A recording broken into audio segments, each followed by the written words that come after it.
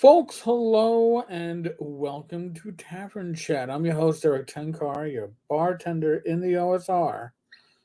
You're a main proprietor, the Tenkars Tavern blog. So why do I have I guess this way, Greyhawk up on the screen? Well, as you saw recently, there is an announcement from WotC through a third party. That's how they always leak their news that the world of Greyhawk is going to be the sample setting in the DMG release of D&D 2024. Interesting. Now, in the times between the establishment of Greyhawk and right through to 2E and I guess a little bit in 3E, till now, there haven't been Thieflings and Dragonborn in the world of Greyhawk. And I hear a lot of rumblings and a lot of fear that they're going to be adding it. They're going to bring those goddamn Thieflings. We're going to have Dragonborn. Well, first off, it's your campaign.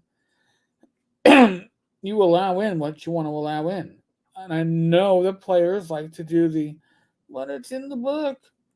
Hey, if my world doesn't have gnomes, my world has gnomes.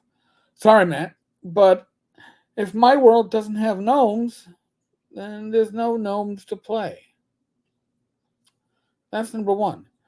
But number two, if they're going to add Thieflings and Dragonborn, and if I was a betting man, I would say they are. They should, in my opinion, be added to a relatively unexplored area where they are recently introduced to the active world of Greyhawk. They are still looked at as freaks or the unknown. It's like, what the hell is this? I mean, that's how I treated it when the half-ogre race was introduced. And my players wanted to play a half-ogre because who wouldn't? It's a tank. Before we were playing World of Warcraft and EverQuest, the half-ogre was the tank. It was huge.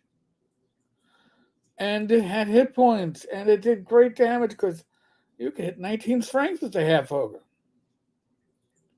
So I'm pretty sure you could. I think they had a +2 to their strength modifier. So, when it was introduced, they were the first one that was ever seen in that area. People stopped and stared. Occasionally, kids would throw a stone, or one would just make some stupid comment because they'd never seen a half-ogre before, especially in this civilized society. So now, maybe in the city of Greyhawk, maybe you'll have a Thiefling or two or a Dragonborn because, there's an embassy or a trade commission going on.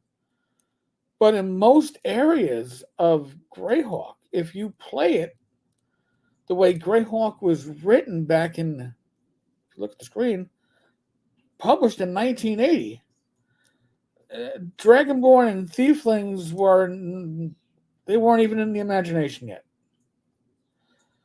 Just because WotC says it's going to belong doesn't mean it has to belong. And even if WotC adds them, it doesn't mean that, all of a sudden, Furiandy is full of dragonkin, no.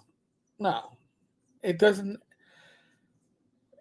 The easiest way to add a race is they're from a faraway land, or they were brought over by a portal.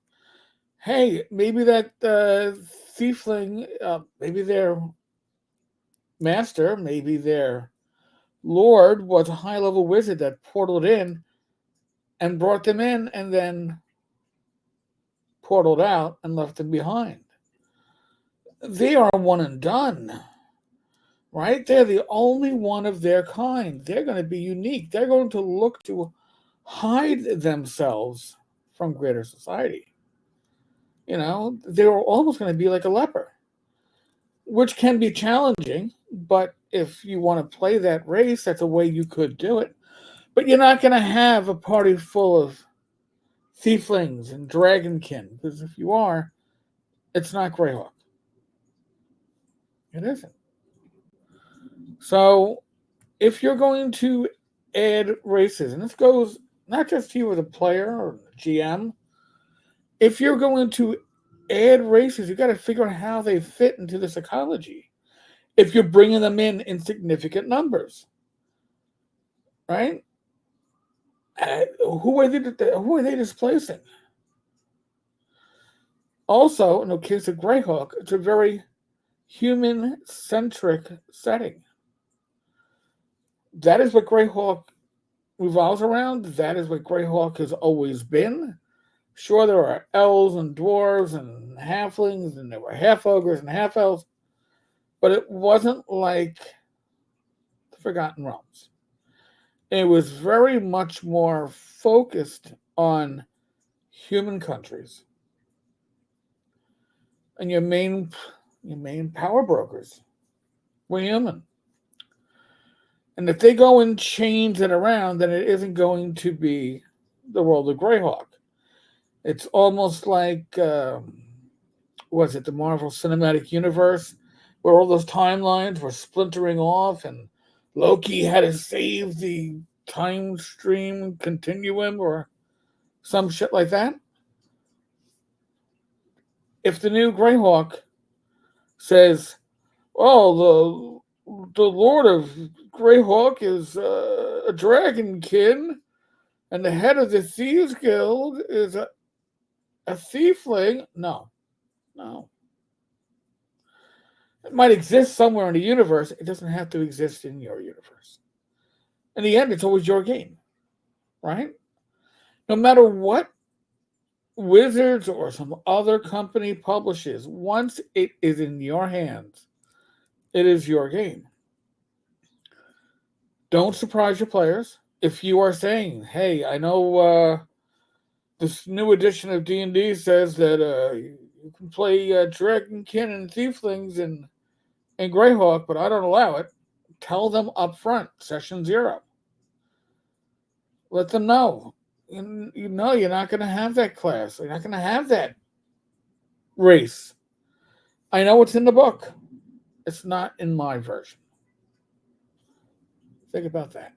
Folks, there is a link on the bottom of the screen, tenkars-tavern.games/Typher. This will take you to the Monty Cook bundle over at Humble Bundle. But more importantly, I think there's a Patolis collection as part of that bundle. And Patolis is probably one of the better fantasy cities ever written for D20. But again, doesn't mean that you have to run it as written. In my experience, by the way, running as written sucks. Done it. I'll never do it again. Run it as you want it if you're a GM. Folks, be safe, be well, God bless, roll the dice, roll them well. Tonight actually, it's being recorded. All right. I will be on Wizard Tower Games, where we're going to be, Don will be releasing a video the next day or so. And we'll be talking about Blades and Sorcery. So, and more, I'm sure. So join us on Wizard Tower Games YouTube video channel. And tomorrow there's a live stream. Myself, Glenn Hellstrom, Old Man Grognard. Hope to see you then. All right, folks. Laters.